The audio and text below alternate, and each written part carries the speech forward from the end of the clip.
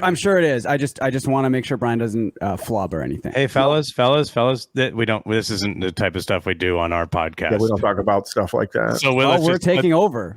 Let's just get into it. We have a crossover. Big dogs on. I mean, yeah, that's what happens. We do have a crossover. We've big boys, a couple big daddies on the Let pod. the guy introduce you for crying out loud. Jesus Christ. we can introduce ourselves. Yeah, hello everybody, and welcome back to another edition of Guys, your favorite podcast about guys. I'm John, and with me as Stefan. always is. Oh, I'm Stefan. I fucked up the intro. Hey, that was nice. Yeah. Thank you for doing that. Now we're done. It's a block party crossover.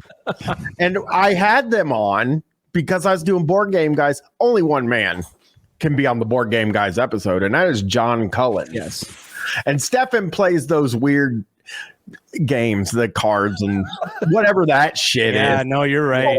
Or you're whatever. right. They are weird. They're not yeah. even like the normal ones. Like if you're thinking at home, like, oh, I guess he plays one of the normal ones. Like, no, they're weird ones. I've got some board games on the shelf behind me, but obviously not. I mean, John doesn't have. I wish John had his board game shelf behind him because it's in the closet right behind me. I mean, I can bring some of the games. John, how many do you have? How many board games do you have? Just to give the listener an idea here. Probably 40. 40. It's more than that, isn't it? Did you get rid of someone you moved? No. Here, I'll go. Do you have Monopoly, John? No, I don't have Monopoly. Oh, Chris is such a nerd. I don't have Monopoly. I have Monopoly, Bryan. I don't have any version of Monopoly. Yeah, there are. Yeah, that makes sense. They would make different versions of. Okay, so John left. I mean, this isn't really good. This isn't a good thing to do. He's gonna get some of his. Yeah, but this is an audio podcast. We don't need. It's confusing because it does seem like it could be a video because we all have great camera setups and everything too, right? So it would be.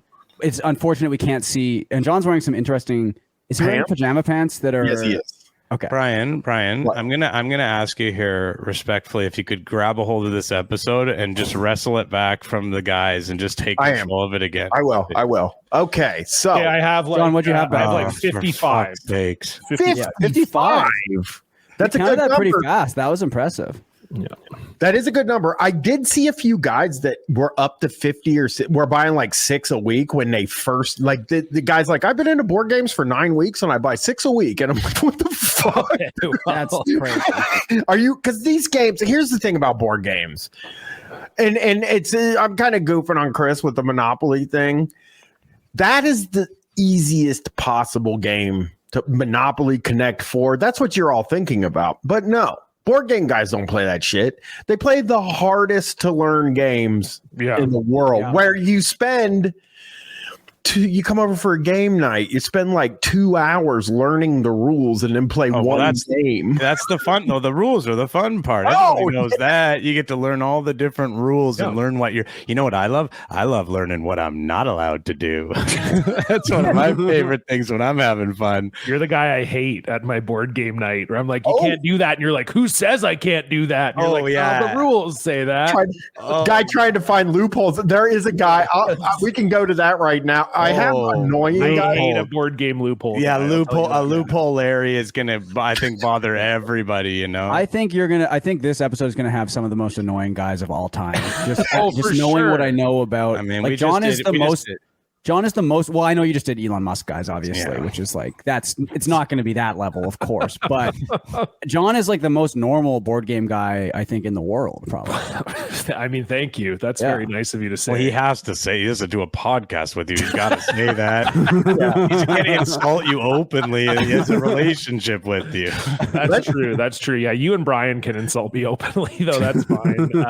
I mean, I will. I think the hardest one. I mean, there are obviously games that are much harder to learn, but like Scythe, I think I remember the like how to play video that was made by the people who made Scythe is like over 30 minutes long. Yeah, and I sat and watched the whole thing, and then but usually what I do is I'll learn the rules first, so then when my friends come over I explain the rules to them. You can do like a live video, instead of them watching that 30-minute video, you can do a live 30-minute performance of it where that's cool. That's very cool. Actually, interesting, John. You would be great. There is a place down the street from me. It might be closed now. It might be a coffee shop now, but it was called Kingmakers.